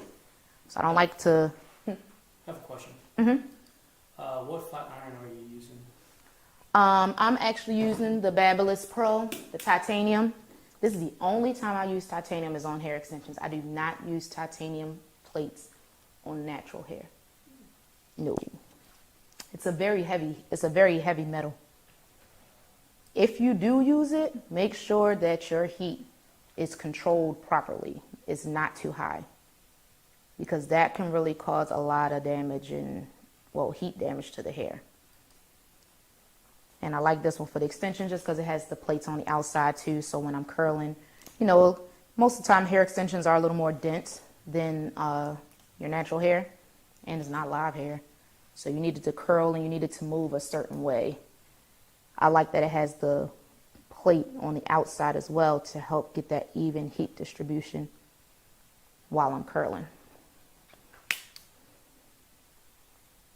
And what I was saying was I like to bricklay my curls, so my curls fall in between each other instead of over top of each other. Like we said, we want to create fullness with this look. Actually, the first style she chose was more of all one wave kind of pattern, but she's in the video of my hair now. She want to be like me. But yes, please be very, very careful with titanium plates, titanium irons, titanium flat irons, and curling irons. Try not to, if you don't have to, try not to use those on natural hair. And if you do, make sure you're using the right temperature for that client and her hair. Keeping in mind that people who have finer, softer hair may have a chemical in their hair, color. They need a lower heat temperature.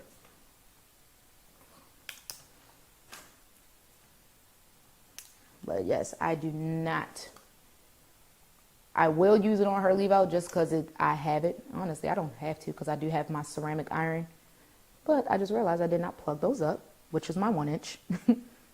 So I'll decide by the time to end. But like I said, if I do use this on her leave out at the top, I'm going to turn that heat down 2 notches. Right now, I never turn this up all the way to its highest. I think the highest is like 465, 500. Mine is only on 400 right now. And that's just for extensions. So when I go to do her leave out, I'm going to take it down to about 350, 380. About the same temperature that I used on her leave out when I first pressed it out. Heat control is very important. And you got to teach your clients about the heat control too. When they learn how to control the heat, they know. All my clients ask me, what temperature do I put my irons on? Most of us, when we're at home, most of us take the flat iron, plug it in, and just use it. Stop doing that. And tell your clients stop doing that.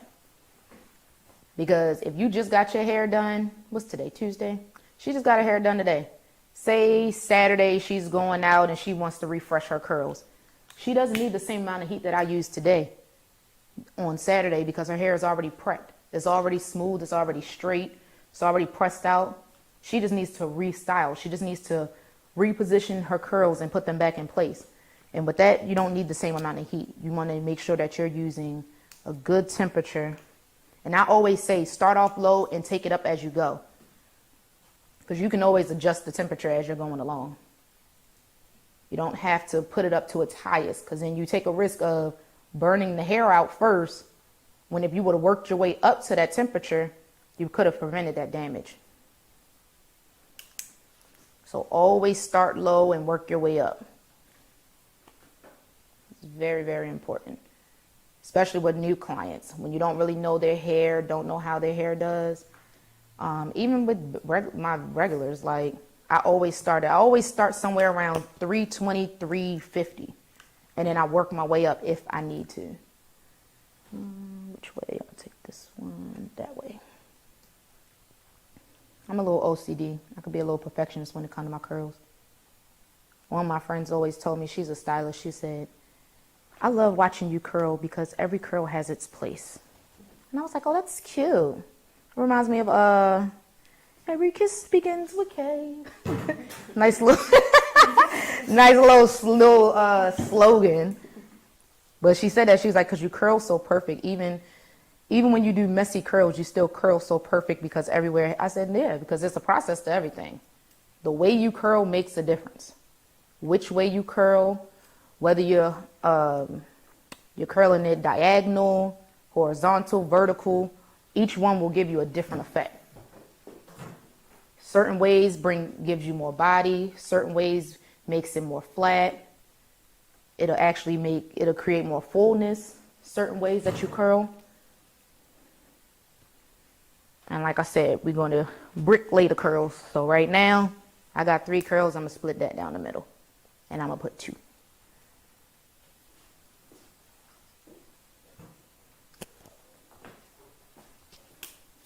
Everything that you do is always, it's a process and a system to everything. There's a reason why you're doing everything that you're doing.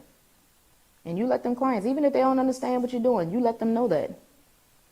So they don't think that you're out here just doing anything. They don't think you're doing it just because you've seen it on Instagram and YouTube and TikTok. Oh, I seen this TikTok video. I want to try this. Okay, well, what are they doing and why? Oh, I don't know. I just seen a girl do it. Okay. What's the benefit? What's the result? I don't really know. I just seen the way she did it and I never did it before, so I just want to do it. No, not happening.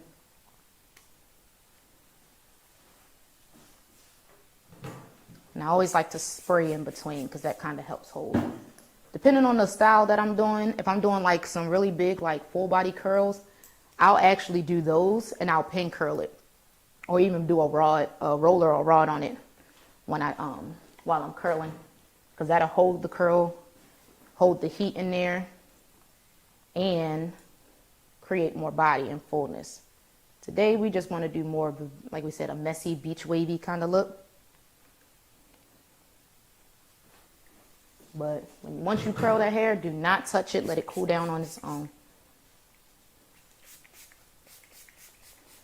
I'm using a plant-based holding spray. Key ingredient in this one is the witch hazel, so it gives you a lot of hold, but it doesn't make it all crispy and crunchy. A lot of holding sprays will do that. Give you that crispy, crunchy feel.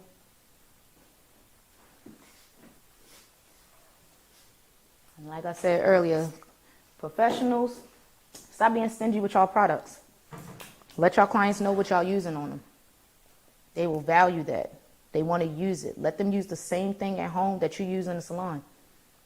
There's a reason they keep coming to you. So if they keep coming to you because they like your products, they don't just like the work that you do, but they like the products that you use and it's giving them great results on their hair journey, their healthy hair care journey, provide that for them clients. Don't be scared of retail. It could be a little intimidating, but don't be intimidated by that. You sell that product and you make sure. And it ain't always about money. My key thing with selling retail to my clients is not just to make money, it's to make sure that they have the right products and the right tools at home to use. Because like we said, that's the best way that they can keep up the services that you give them. How can I trust my client to take care of her hair at home if she's not using professional grade products that I'm using to help her hair last in the salon? Instead, you'd rather your client go out and buy some Suave and Dove and go into department stores buying their hair products. Nothing against the department stores, but some of them are not legally authorized to sell some of these professional brand products. Keyword, professional. I seen a post the other day, and it was, they were talking about edge controls. And they were saying how some of these edge controls have certain ingredients that are toxic ingredients. And 2 out of the 6 did not have the products in it, the ingredients in it. And those were the only 2 professional brands. Everything else was your typical Jam and Eco Style and, some of your beauty supply store brands. And not saying that anything is, completely wrong with them, but you got to be careful with that. If you're going to a professional to get your hair done, you should still be using professional products, especially if they're working for you. Now, if you're getting it done by the professional and it's not working, it's not giving you the results you want, cool. You know, find something that does work for you. Because I have clients that use their own concoction and combination of products at home, and it works for them. Even the stuff that I use on them still works, but they just have their own regimen at home that works for them, and I'm okay with that. My thing is, all right, well, what are you using? And let me make sure you're using it right. I have one client that literally bought everything from me because I sell the flat irons and the blow dryers that I use.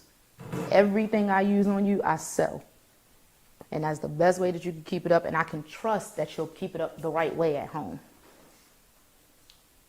All the way down to the flat iron. She bought everything. She got the blow dryer, and now that she got everything, she don't really know how to use it. But she got it. So now all she got to do is just book her class because, like I said, I educate and I teach my clients every visit. I don't care. You don't have to ask me to educate you on your hair. I'm going to give it to you. But to have that extra time, that private time to actually work through something hand in hand, that's what those client classes are for. Because some people just need more time. I don't like to rush my clients and rush what I'm teaching. So we could take an hour out on a day that you're not just getting your hair done and that cut into the next client's appointment time. Hey, let's do it.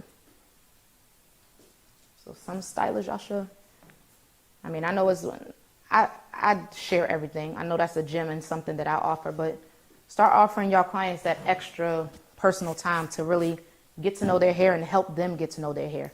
They're always going to come to you. Your doctor doesn't not tell you how to take care of your body because they think you're about to be a doctor and go see somebody else. Mm-hmm. They know you're only going, you're most of the time you're required to see them at least once a year. But they're not going to not tell you how to take care of your body for that year. Now, whether they see you in a year, 2 years, 3 years, 2 weeks, 3 weeks, their job is to recommend as much as they can according to what you tell them and what you have going on. Recommend as much to them as possible for you to take care of your body. They're not going to not tell you how to take care of yourself where you're nice and healthy. So stop being scared to educate your clients and tell them what to do and how to do it.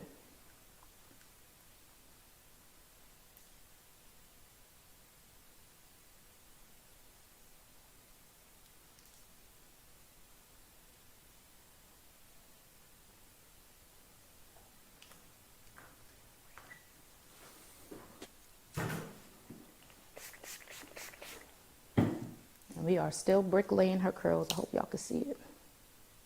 I'm over there. I know I'm at a different angle now. But my irons are behind me.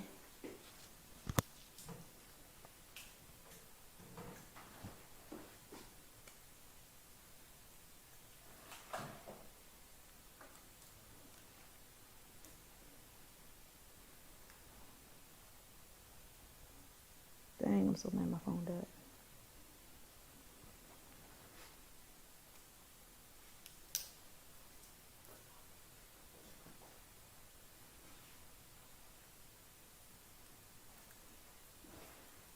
Turn to your right for me.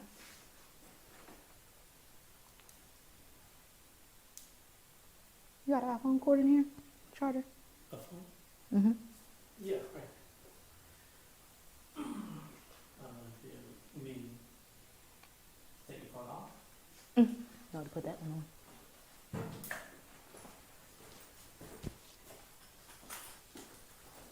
Thank you.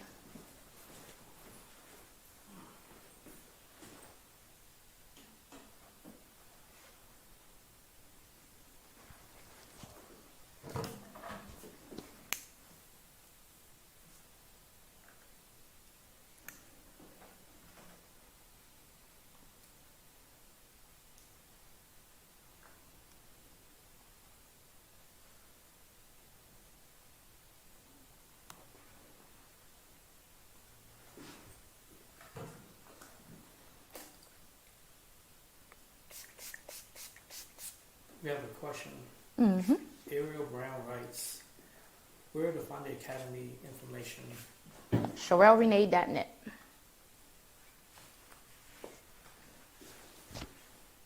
Another trick to help y'all when curling and without using as much edge control.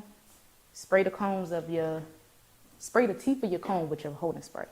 And when you spray the teeth of the comb, it allows the spray to get in between the teeth. So when you comb the hair, the spray is getting through the hair and not just sitting on the surface. A lot of times when that frizziness and your curls fall, that comes from underneath. When you comb it through, that allows that holding spray to get through the hair and give you a better hold, and without having to use too much other products. I don't like a lot of product.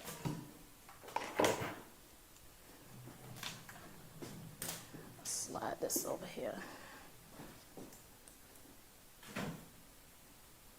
Actually, I can grab that too.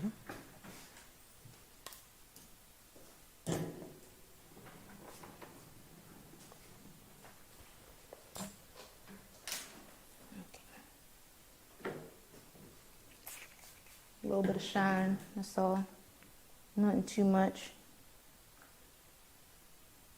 And like we said, if you do a really good blow dry, you won't have to use as much product. And that's with your real hair and extensions.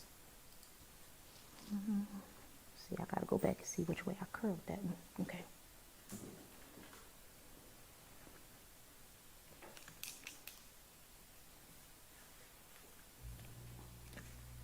That sounds like the air kicking on. I need that.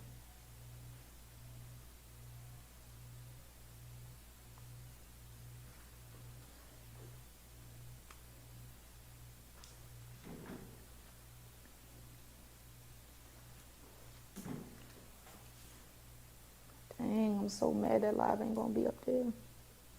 When you do a live, you gotta press post afterwards, or would it automatically post?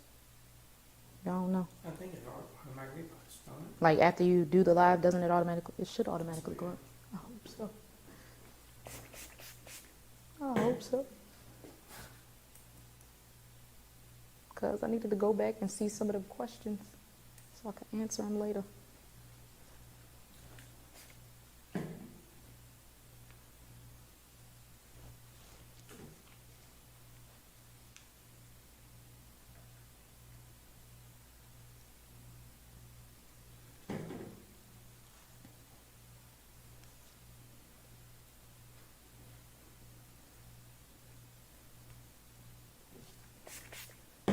Lightweight holding sprays are always great to use when you're curling. That way you can actually maneuver through the hair. It'll have some movement, it won't be all stiff. They give you a nice long lasting hold. Okay, we have a question. Mm-hmm. Do you go by your first and middle name? Yes. Sherelle Renee is actually my real name. Renee is not my last name, but it's my middle name. I actually get asked that a lot. People think I made it up. No, my mama. And guess when I get famous, I got it. Thank you, Mom, for my name.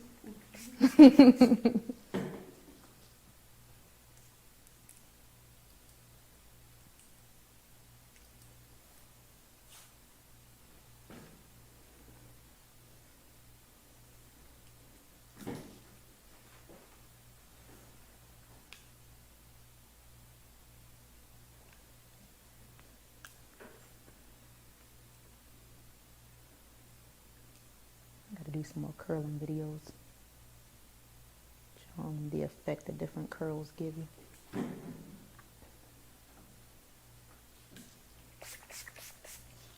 Especially my clients. Y'all be having a hard time recurling your hair. Mm-hmm. Probably come back to you Friday. See? Y'all heard that. So even though she may not be the one to recurl it Friday, I'm going to be the one to recurl it Friday. And when I go to recurl her hair, I'm not going to use the same iron.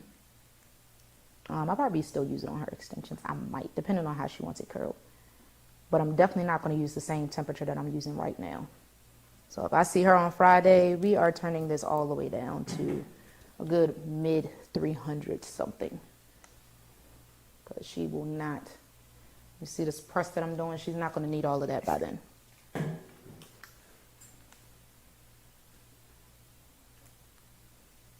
Keep it at a good standard temperature where you can always just work your way up to a higher temperature if you need it. But make sure you need it first before just starting at high.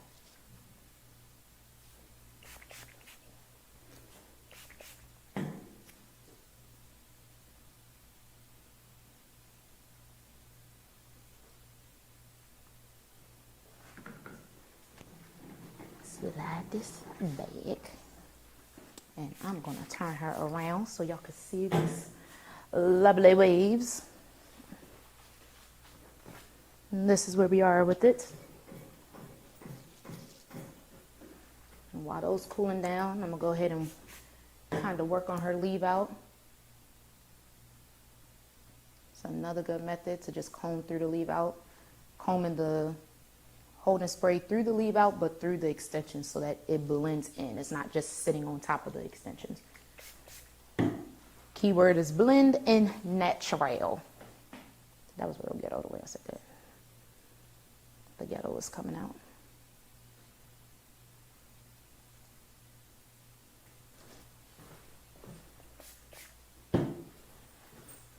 And all I'm doing, I guess I can show what I'm doing. Like I said, I'm just combing through her edges. Y'all can even see how smooth it is, how it's laying. She'll still have a nice hold and flexibility. But we want her to be able to run her fingers through her hair and not be stuck when she goes to wrap it or pin curl it, if she does, because she might not. If she does, we want to make sure that, you know, it's not getting a tacky residue throughout her hair. Less is more, people. Less is more. Let's see. Do I want to use a comb or my fingers? I think we'll finger comb them. Move my clips out the way.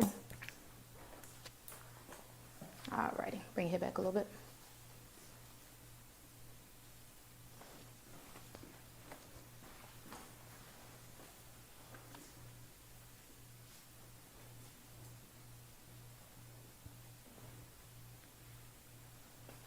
Another thing I like to do too. Use your hands and your fingers as your comb.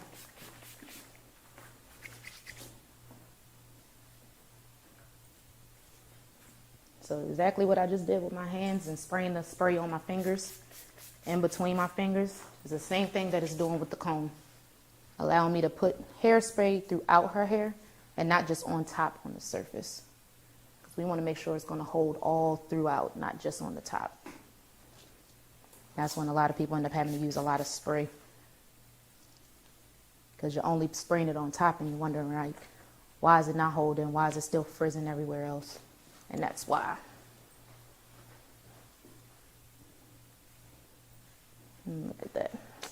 Private label hair, no shedding, no tangling. All right, and I got a nice finishing spray that I like to use.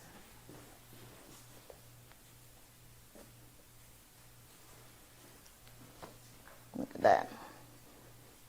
Nice loose beach waves. Right here for it.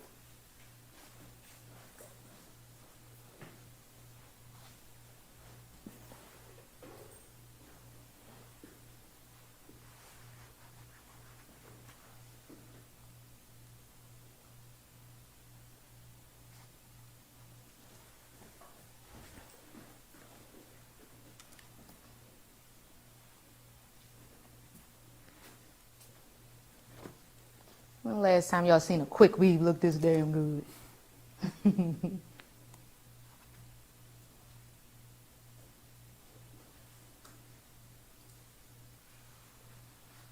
Cherie writes, that's so beautiful. Thanks, girl.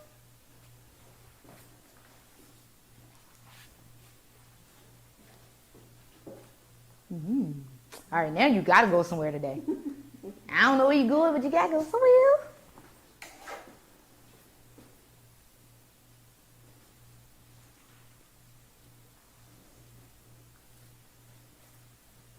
Another person writes, beautiful. Thank you, thank you. You better get you one of these. What's that? A chicken salad. A quick weave. Some beach waves. Chicken salad. I still don't know where the hell that video came from. Like, I just remember hearing the audio all the time. You better come get you one of these. What's that? A chicken salad. A chicken salad. You know what video I'm talking about? Alrighty. How you liking? How you liking? Just a longer version of what you just had. Because last time she had it like a nice like collarbone kind of length. She was going for the short and sassy bob. Yes, ma'am. No, you can fluff it out, play in it a little bit, you know. And look, she like, let me get up and see. Nice and fluffy. Renee writes, you did that. Thank you. You gotta add accessories. Oh yeah, add the. Don't forget your accessories. Make sure your clients get their earrings. Get the earrings on. I think it's Letitia. Right. Hey, Cheryl. Sure. Rogers. No. Look, I thought it was Look Tisha. at my look at my beautiful sister. Oh yeah, Tisha. I can't wait for my. She said appointment hi, for Thursday. She can't wait for Thursday. She says. Yes. She Thursday or Friday? Thursday. Yes, your beautiful sister. Always does better when you have a beautiful model. Yes, yes. And then to keep this up, because I know a lot of my clients do ask me that, how to keep up waves like this. India not going to do nothing. India is probably just going to put her bonnet on. But, she said, and I'm not. But what you could do is you can flexi rod. Really big flexi rods. The key to flexi rods and pin curls, the bigger the rod, the bigger the curl, the bigger the roller, the bigger the curl. So if you pin curl or you want really big full curls, always make them bigger. You can literally do, I do no less than 6, no more than 10 pin curls. I have some clients that literally be pin curling. They be like, girl, I've been putting like 20 pin curls in my hair. You don't need that many. Unless you really want your hair super tight like that. But even then, you don't have to do that many. You could just make them actually smaller. So with hers, if I was to pin curl this, all of this would be one pin curl. So it can be nice, big, and loose. And you want to make sure that you curl it away from the face. However you want it to fall, that's the way that you curl it. So even when she goes to flexi rod it, if she puts her flexi rods in, this can literally all be one flexi rod. She can literally do about, a good about 6 to 8 pin, not pin curls, flexi rods. Question: where are you living in? Atlanta. The salon is in Perimeter.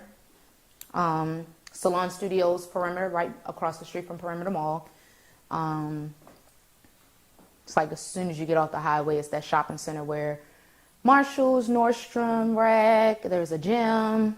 It's a lot in that shopping center, so you can go shopping and get your hair done. My clients love that now. They be leaving out the salon, telling me, I'm about to go to Marshalls, I'm about to go to Nordstrom, I'm about to go to the mall. So you make a whole nice little day of it, nice little pamper me day, get your hair done, go shopping, get you some food, treat yourself, you know. But yes, I am located at Salon Studios in Perimeter, Suite 129. In Atlanta, Georgia. Okay, so before you sign off, let them know where they can find you, social media, handle, Okay. websites. Well, one, thank you everyone who all came out to watch. I hope you guys learned a lot, and if you continue to have any more questions or anything that you guys want to contact me about, I'm not that stylish. Call me, ask me questions. I love giving out these gems and teaching and giving everybody what they need to know, especially the professionals and especially the clients. So if you need to get in contact with me, like I said, you can go to my website, which pretty much has everything on there. You can navigate to anything on there, all of my social media, Facebook, Instagram, Pinterest, YouTube, all of that stuff. The website is CherelleRenee.net. So it's my first name, middle name.net, CherelleRenee.net. My social media is all Cherelle Renee Hair or Cherelle Renee Inc., which is short for Incorporated. So which one of those? I think Facebook is Cherelle Renee Inc. and Instagram is Cherelle Renee Hair.